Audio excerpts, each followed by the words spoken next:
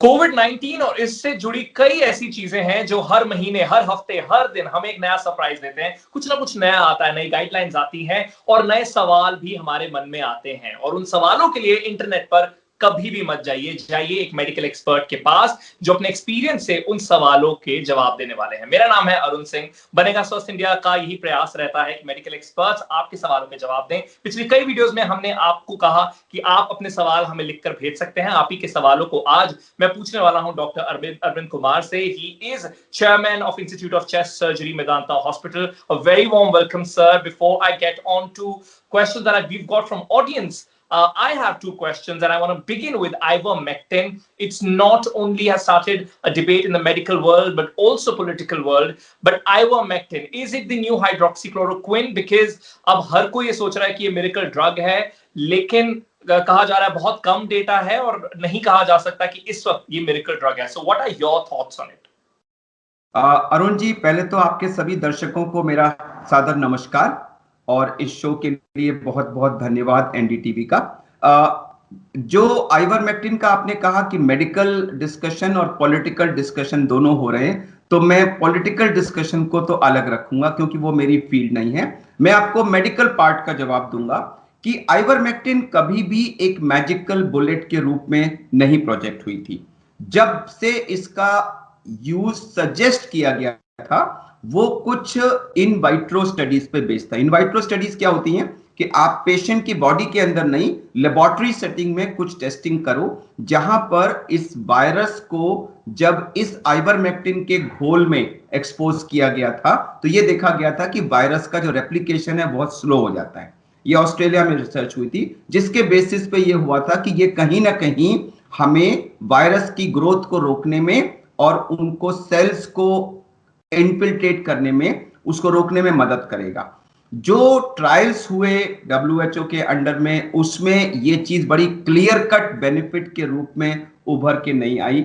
हमारे कंट्री में कुछ ट्रायल्स हुए, खासकर एम्स भुवनेश्वर में हेल्थ केयर वर्कर्स पे हुआ था। उन्होंने कहा कि नहीं, हेल्थ केयर वर्कर्स जो एक्सपोज हुए थे उनको अगर प्रिवेंटिव आइवरमेक्टिन दी जा रही है तो वो उनको हेल्प कर रही है। इसी तरह से कुछ ट्रायल्स थे जिसमें ट्रीटमेंट के रूप में भी जब ये दी गई तो उन्होंने दिखाया गया कि माइल्ड डिजीज के मॉडरेट टू सीवियर डिजीज में टर्न होने के चांस कम हो गए थे, क्योंकि ये बेसिकली वायरस के सेल में घुसने और सेल के अंदर रेप्लिकेट करने को रोकता है।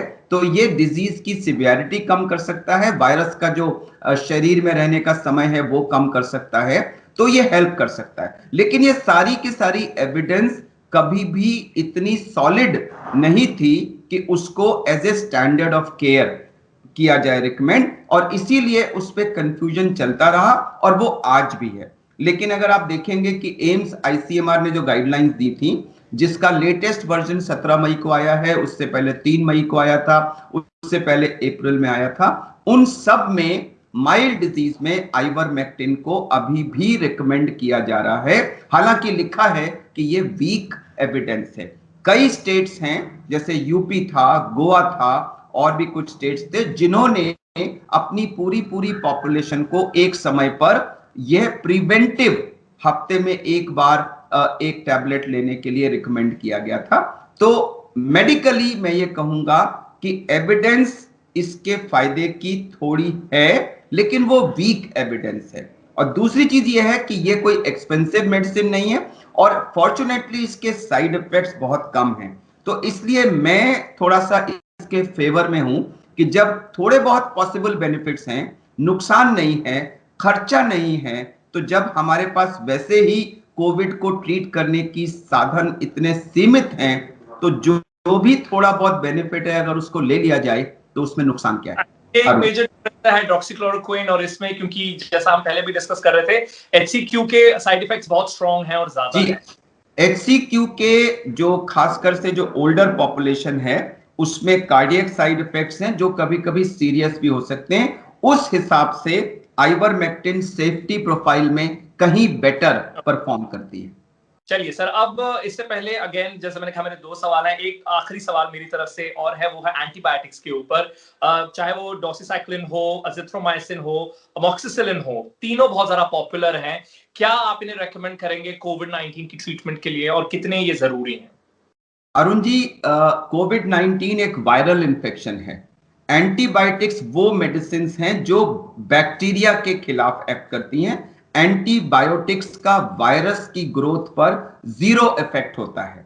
तो उस लॉजिक से अगर आप देखें तो जब वायरस का इन्फेक्शन है तो एंटीबायोटिक्स दे करके आप वायरस के ग्रोथ पर कोई भी इफेक्ट नहीं कर पा रहे हैं। अब जो लोग इसके फेवर में है वो ये कहते हैं कि वायरल इन्फेक्शंस में कभी कभी सेकेंडरी बैक्टीरियल इन्फेक्शन भी हो जाता है, तो एंटीबायोटिक्स देकर के हम उसको रोक रहे हैं। मैं उसका काउंटर आर्ग्यूमेंट देता हूं कि अगर आप शुरू शुरू में बिना सेकेंडरी बैक्टीरियल इन्फेक्शन की एविडेंस के ऐसी एंटीबायोटिक्स दे देंगे तो आप जो सेंसिटिव बैक्टीरिया है उनको मार देंगे और उससे रेजिस्टेंट बैक्टीरिया हो जाएगा। तो कल को अगर उसको वाकई इंफेक्शन होगा तो वो रेजिस्टेंट बैक्टीरिया का होगा। कुल मिला के आप उसको नुकसान कर रहे हैं। कुछ लोग हैं जो इनमें से दो मेडिसिन हैं, एजिथ्रोमाइसिन और डॉक्सीसाइक्लिन, जिनको इम्यूनोमॉड्यूलेटर कहते हैं। इम्यूनोमॉड्यूलेटर का मतलब हुआ वो कहीं ना कहीं हमारे इम्यून सिस्टम को थोड़ा सा एक्टिवेट करती हैं, उसको थोड़ा सा जगाती हैं और शायद वो वहां पर वायरस को मारने में मदद करती हैं। बहुत से लोग इसको डाउट करते हैं, तो मेरी जो पर्सनल प्रैक्टिस है वो ना देने की है। और जब 1.5 महीने पहले मुझे स्वयं कोविड हुआ था तो मैंने इनमें से कोई भी एंटीबायोटिक नहीं ली थी। ओके, अब जनता के सवाल ले लेते हैं और इसी वीडियो के दौरान अगर जो लोग हमें देख रहे हैं उनके कोई सवाल है वो कमेंट्स में लिख सकते हैं। पहला सवाल है, for how long will the immunity against Covid last after getting vaccinated?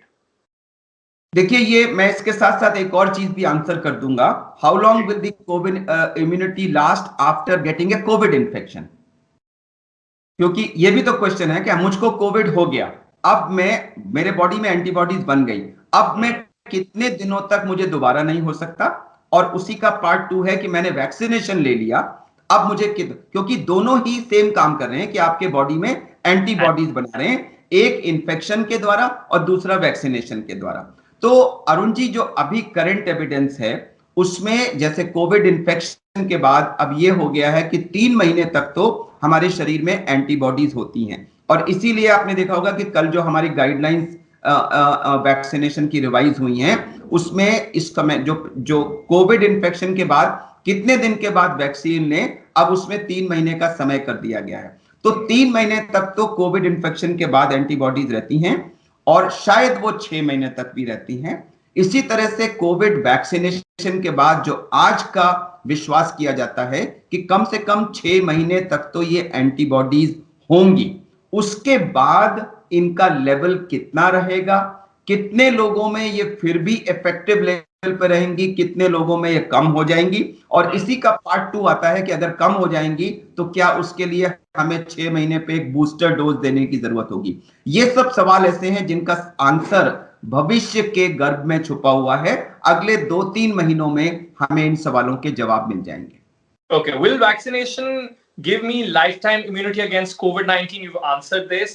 And then, are the antibodies created after the first dose of the vaccine, or is this a myth? I think what he's trying to say is कि पहली dose, सिर्फ एक dose के बाद ही क्या antibodies receive होती हैं या नहीं? अरुण जी, जैसे ही पहली डोज हमारे लगती है उसके चंद दिनों के अंदर बॉडी में एंटीबॉडी रिस्पांस माउंट होना शुरू हो जाता है। और खाली एंटीबॉडी रिस्पांस ही नहीं होता, उसमें हमारे एक सेल मीडिएटेड इम्यूनिटी भी होती है जिसमें बॉडी की जो सेल्स होती हैं वो भी एक्टिव हो जाती हैं, उनमें भी मेमोरी होती है और वो भी वायरस को बॉडी में आने से रोकने में मदद करती हैं। ये दोनों ही सिस्टम्स पैरेलली एक्टिवेट हो जाते हैं और पहली डोज के बाद भी कुछ लेवल तक उनका रिस्पांस रहता है, लेकिन वो शायद उस लेवल तक नहीं पहुंचता जितना हमें वायरस से कंप्लीट प्रोटेक्शन के लिए चाहिए। इसीलिए हमें सेकेंड डोज की जरूरत होती है कि पहले डोज ने एक काम कर दिया, जिसने कहते हैं ना कि जमीन तैयार कर दी, और जो दूसरी डोज गई उसने बूस्टर का काम किया, तो उसने उस तैयार हुई जमीन पे एक अच्छा सा गार्डन खड़ा कर दिया। तो सेकेंड डोज के 2 वीक्स के बाद जो हमारे लेवल पहुंचते हैं वो ये माना जाता है कि हमें प्रोटेक्शन के लिए एडिक्वेट होंगे। लेकिन मैं यहां क्लैरिफाई कर दूं कि जहां तक हमारी दोनों वैक्सीन का सवाल है, कोवैक्सीन और कोविशील्ड, उसमें 70 से 80% प्रोटेक्शन मिलता है। यानी कि अगर 100 लोगों ने वैक्सीन लगवाई दोनों डोज, उसके 2 हफ्ते के बाद अगर वो 100 के 100 लोग इन्फेक्शन को एक्सपोज हुए तो शायद 70 से 80 को तो इन्फेक्शन नहीं होगा, 20 से 30 लोगों को इन्फेक्शन फिर भी हो जाएगा। लेकिन धारणा यह है कि वो मोस्टली 100% नहीं, मोस्टली माइल्ड होगा और उनको आईसीयू एडमिशन, वेंटिलेटर या डेथ की पॉसिबिलिटी कम है। कुछ हफ्तों पहले तक हम ये मानते थे कि ये वाली पॉसिबिलिटी 0 है, लेकिन पिछले कुछ हफ्तों में डॉक्टर्स की, नर्सेस की, फ्रंटलाइन वर्कर्स की वैक्सीनेशन के बाद भी डेथ्स हुई हैं। तो आज हम ये मानते हैं कि ये संख्या 0 नहीं है, लेकिन फिर भी इन सब का खतरा वैक्सीन लगवाने के बाद बहुत बहुत लो है, इसलिए समझदारी वैक्सीन लगवाने में ही है। आखिरी सवाल पूछ रहा हूं, आदित्य खन्ना ने मुझे भेजा है। He says, I got vaccinated with Covaxin. Would exercising increase its efficacy? Exercise का वैक्सीन की एफिकेसी पे कोई इफेक्ट नहीं है। एक्सरसाइज वैसे ही आपकी बॉडी के लिए अच्छी है, इम्यूनिटी के लिए अच्छी है, लेकिन कोई ये कहना कि उससे वैक्सीन की एफिकेसी बढ़ेगी, नो। ऑल्सो वैक्सीन लगवाने के कितने दिन बाद अगर कोई वर्कआउट करता है तो वो रिज्यूम कर सकता है? कोई ऐसा वो नहीं है। अगर आपको जनरली लोगों को माइल्ड टू मॉडरेट सिम्टम्स होते हैं, थोड़ा सा जहां लगा है वहां पर दर्द, बॉडी एक, चिल्स, फीवर, ये प्राय 48 आवर्स तक रहता है। तो उस बीच में हम कहते हैं आप रेस्ट करिए, अच्छी डाइट लीजिए, काफी सारे फ्लूइड्स लीजिए और पैरासिटामोल की टैबलेट 6 आवरली लेते रहिए। मोस्टली 48 टू 72 आवर्स में ये सिम्टम्स ठीक हो जाते हैं। उसके 1-2 दिन के बाद आप अपनी एक्सरसाइजेज और नॉर्मल एक्टिविटी रिज्यूम कर सकते हैं। Lastly, because हमारी कॉन्वर्सेशन से मुझे एक और चीज याद आई। This is one theory which is being floated on the internet. This say कि जब वैक्सीन लगवाते हैं तो during that period your immunity is fragile, you are more at risk. Is that a myth और a fact? It's a myth, क्योंकि जो vaccine है, मैं आपको एक्सप्लेन कर दूं वैक्सीन क्या है। वैक्सीन बेसिकली वायरस की बॉडी का वो पार्टिकल है जिसमें हमारे बॉडी को एंटर करने के लिए सबसे ज्यादा जिसकी जरूरत होती है। जैसे कोरोना वायरस को लें तो उसकी सरफेस पे कुछ स्पाइक्स होते हैं जिसको हम स्पाइक प्रोटीन कहते हैं। तो जब वो वायरस हमारे बॉडी में जाता है तो स्पाइक प्रोटीन की मदद से वो सेल्स के साथ चिपकता है और चिपक के वो फिर सेल्स के अंदर जाके हमारे डीएनए को यूज करके अपने को रेप्लिकेट करता है। अब अगर हम किसी तरह से उसके स्पाइक प्रोटीन के खिलाफ अपने बॉडी में कुछ केमिकल्स प्रोड्यूस करके उस स्पाइक प्रोटीन को इनएक्टिवेट कर दें, उसको सेल्स से चिपकने में नाकाम कर दें, तो वायरस अंदर जाएगा लेकिन वो बॉडी में सेल्स में इन्फिल्ट्रेट नहीं कर पाएगा और हमें इंफेक्शन नहीं होगा। तो काफी सारी जो वैक्सीन हैं वो इस स्पाइक प्रोटीन को यूज करती हैं। कई वैक्सीन हैं जो अदर मेथोडोलॉजीज को यूज करती हैं। मेथोडोलॉजी कोई भी हो, सबका एम ये होता है कि वायरस की बॉडी के किसी न किसी इंपॉर्टेंट हिस्से के खिलाफ बॉडी में एंटीबॉडीज बना दो। जब आपके बॉडी में वो एंटीबॉडी सर्कुलेट कर रही होंगी, सारे सेल्स में वो एंटीबॉडी उनकी सरफेस पे मौजूद होंगी, ऐसे में जब वायरस अंदर जाएगा और सेल्स में घुसने की कोशिश करेगा तो वो एंटीबॉडीज के रूप में जो पहरेदार खड़े हैं वो उस वायरस को सेल में घुसने नहीं देंगे और उससे आप इंफेक्शन से बच जाएंगे एक्सपोजर के बावजूद। ये काम होता है। तो इसमें हमारा इम्यून सिस्टम जो है, जब एंटीजन इंजेक्ट करते हैं वैक्सीन के रूप में तो इम्यून सिस्टम एक्टिवेट होता है और वो ये एंटीबॉडीज बनाता है। तो ये कहना कि वैक्सीन लगाने से इम्यूनिटी लो हो जाएगी, एक्चुअली सच्चाई तो इसकी उल्टी है। वैक्सीन आपके इम्यून सिस्टम को स्टिमुलेट करती है कि भाई कुछ काम करो, भाई कुछ एंटीबॉडी बनाओ।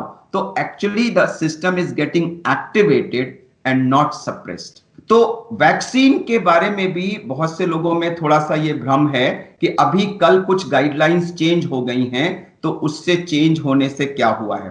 तो मैं आपको बता दूं कि कल जो गवर्नमेंट की नोटिफिकेशन आया है गाइडलाइंस बदलने के बारे में, उनमें जो 8 पॉइंट्स हैं उसको हम 3 ग्रुप्स में बांट सकते हैं। पहला ग्रुप ये कि अब तक हम लोग कहते थे कि 18 साल से कम उम्र के बच्चे, प्रेग्नेंट लेडीज और लैक्टेटिंग मदर्स, इन 3 ग्रुप्स को वैक्सीन नहीं लगनी है। तो कल की गाइडलाइंस में लैक्टेटिंग मदर्स को इस ग्रुप से निकाल दिया गया है, यानी आज से जो माताएं अपने बच्चों को दूध पिला रही हैं, लैक्टेटिंग मदर्स, वो वैक्सीन ले सकती हैं। पहला चेंज तो ये है। दूसरा था कि अगर किसी को कोविड हो चुका है और उसको डोज वैक्सीन लगवानी है, पहली डोज या सेकंड डोज, या उसने एक डोज लगवा ली है और उसको सेकंड डोज लगवानी है, तो कोविड और वैक्सीनेशन की डोज का गैप क्या होना चाहिए, जो अब तक हम 4 से 6 हफ्ते का कह रहे थे गवर्नमेंट की रिकमेंडेशन, तो उसको कल 3 महीना कर दिया गया। यानी अगर आपको कोविड हुआ और आपको पहली डोज लगवानी है, 3 महीने बाद लगाइए। पहली डोज के बाद कोविड हो गया, सेकंड डोज लगवानी है, 3 महीने के बाद लगवाइए। और अगर आपने कोई मोनोक्लोनल एंटीबॉडीज या प्लाज्मा लिया है तो उसके भी 3 महीने के बाद लगवाइए। और अगर आपको कोई दूसरा इंफेक्शन है सिवियर, जिसके लिए आपको अस्पताल में या आईसीयू में भर्ती होना पड़ रहा है, तो उसके 4 से 6 हफ्ते के बाद आप वैक्सीन लगवा सकते हैं।